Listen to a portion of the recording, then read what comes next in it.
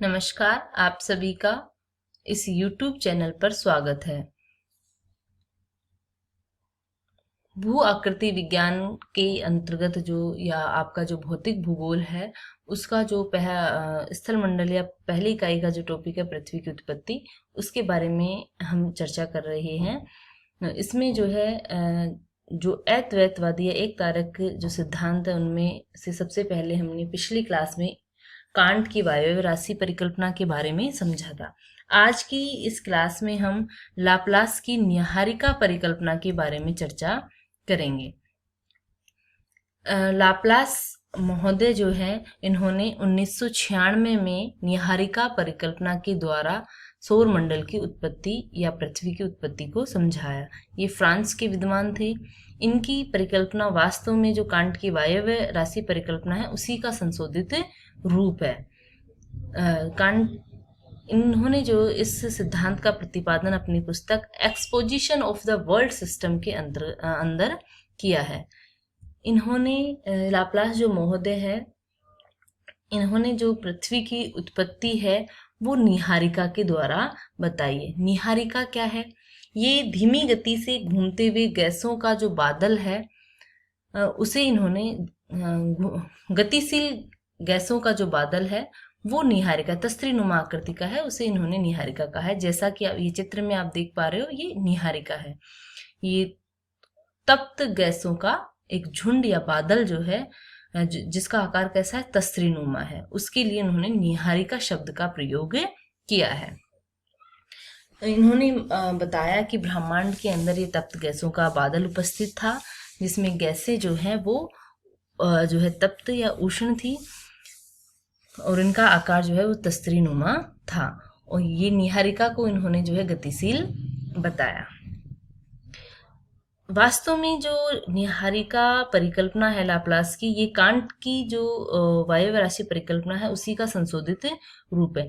Can't की जो परिकल्पना थी, उसकी सबसे बड़ी जो आलोचना या कमी थी वो ये थी कि उन्होंने बताया कि जैसे जैसे जो है पदार्थ आपस में मिलता गया, उसके आकार में वृद्धि हुई, और आकार में वृद्धि होने से उसके घूर्णन में भी वृद्धि हुई।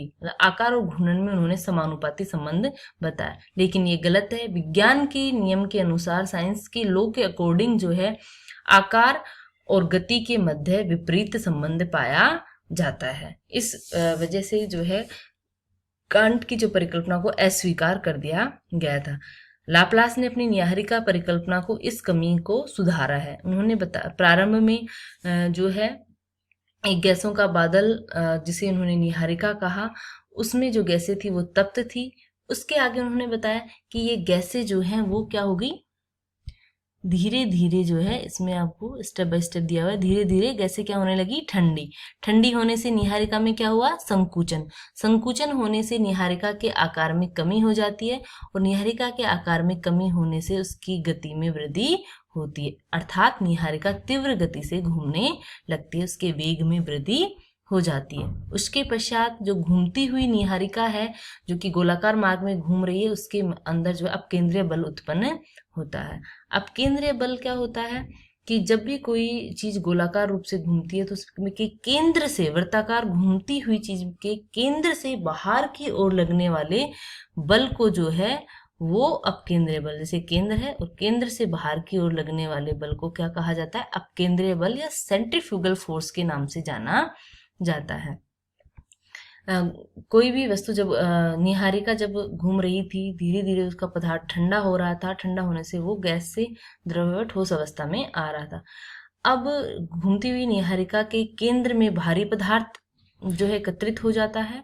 अब केंद्रीय बल के कारण जो है उसके केंद्र से एक छल्ला जो है वो अलग हो जाता है, और उस छल्ले के विभाजन 9 टुकड़ों में होता है, और उससे विभिन्न ग्रहों का निर्माण होता है। इसी तरीके से इन ग्रहों, छल्ले से जो भी पदार्थ, छल्ला टूटा, उसके टूटने से जो पदार्थ निकला, उस पदार्थ के संगठन से विभिन्न ग्रहों का निर्माण हुआ, और ग्रहों से इसी प्रक्रिया के द्वारा उपग्रहों का निर्माण हुआ।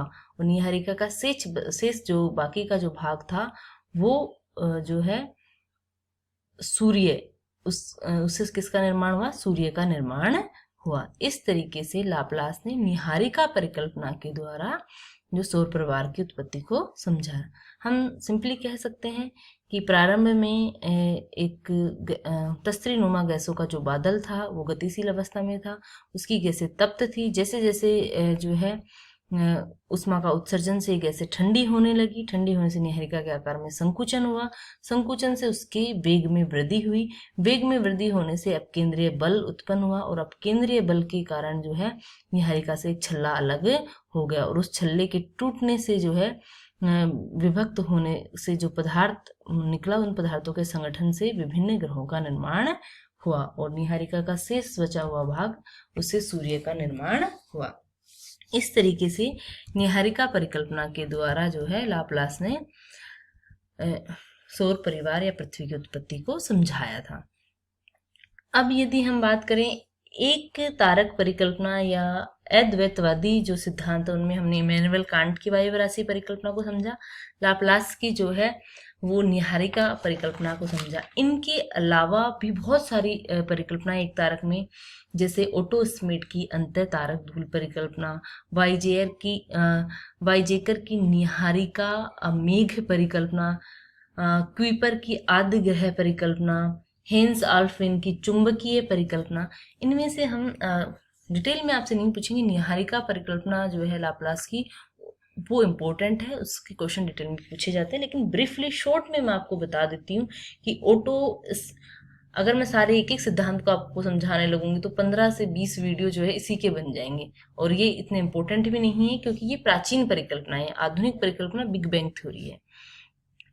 ओटो स्मिड की जो अंतः तारक धूल परिकल्पना है, इसमें ये बताते हैं, इसमें मैंने यहाँ जिक्र भी किया है, ओटो स्मिड ये एक जनकीय में जो अन्य परिकल्पनाएं हैं उसमें ओटो स्मिड बताते हैं कि प्रारंभ में जो ब्रह्मांड में पदार्थ था उसके अंदर क्या होता है, एक सुपरनोवा विस्फोट होता है, एक बहुत तीव्र गति का विस्फोट होता है जिससे ब्रह्मांड के अंदर जो है चारों तरफ धूल फैल जाती है, जिसे उन्होंने अंतः तारक धूल। उसमें क्या होता है, उस धूल में जो सूर्य है, जो घूर्णनशील, सूर्य को कैसा बताया उन्होंने, घूर्णनशील सूर्य उसमें प्रवेश करता है। अब इस सूर्य के आकर्षण बल के कारण उस धूल के विभिन्न धूल जो है वो उसके चारों ओर परिक्रमा करने लगती है और जो पदार्थ था, जो धूल थी, वो धूल घनीभूत होकर आगे चलकर उसी से ग्रहों का निर्माण होता है। इस तरीके से ओटो स्मिड ने अंतः तारक धूल परिकल्पना के द्वारा ग्रहों की उत्पत्ति को बताया। नेक्स्ट जो और परिकल्पना है वो है वाइजास्कर या वाइजेकर की नीहारिका मेघ परिकल्पना। इसमें वाइजेकर क्या बताते हैं, ब्रीफली बता रही हूँ मैं आपको शॉर्ट में। 1944 में इन्होंने अपना मत दिया। इसमें इन्होंने बताया कि घूर्णनशील गैसों के बादल में एक घूर्णनशील सूर्य प्रवेश करता है और अपने चारों ओर उस जो घूर्णनशील गैसें थी वो उसके चारों ओर सूर्य के आकर्षण के कारण उसके चारों ओर परिक्रमा करने लगती है और इसी पदार्थ से जो है आगे चलकर जो है ग्रहों का निर्माण होता है। ओटो स्मिड ने तो बताया कि सुपरनोवा स्फोट से जो धूल ब्रह्मांड में फैल गई, उस धूल में सूर्य प्रवेश करता है और वो उसके चारों ओर परिक्रमा करने लगती है सूर्य के आकर्षण के कारण और उसके घनीभूत से जो है ग्रहों का निर्माण होता है। वाइजेकर कहता है कि प्रारंभ में घूर्णनशील गैसें विद्यमान थी, उनके मध्य घूर्णनशील सूर्य प्रवेश करता है, उसमें से कुछ पदार्थ उसके चारों ओर परिक्रमा करने लगता है और यही आगे चलकर जो है इसी पदार्थ से ग्रहों का निर्माण होता है। इस तरीके से एक तारक या एक जनकीय सिद्धांतों में एक तारे के द्वारा या सभी ग्रहों का जो निर्माण है वो समान पदार्थों से हुआ है। इनका जो आद्य पदार्थ है वो समान है। एक तारे के द्वारा जो है इनका निर्माण को समझाने की कोशिश की गई है। एक तारक या अद्वैतवादी मतों का जो आलोचना या जो सबसे बड़ी कमी है वो ये रही है कि इसमें कोणीय संवेग का जो संरक्षण, साइंस में जो कोणीय संवेग है उनके संरक्षण की पालना नहीं हुई। अर्थात देखो, सूर्य और ग्रहों, कुल जो पदार्थ है सौर परिवार का, उसमें सूर्य 98% पदार्थ से सूर्य बना है, केवल 2% पदार्थ से ग्रहों का जो है पदार्थ की मात्रा ग्रहों के अंदर उपस्थित है। जो मात्रा सूर्य के द्रव्यमान की होती है उसी के अनुरूप कोणीय संवेग होना चाहिए, लेकिन वास्तव में ऐसा नहीं है। तो इसके द्वारा जो है ये अद्वैतवादी मत या एक तारक परिकल्पनाओं की सबसे बड़ी आलोचना थी, कोणीय संवेग के संरक्षण के सिद्धांत की पालना नहीं की।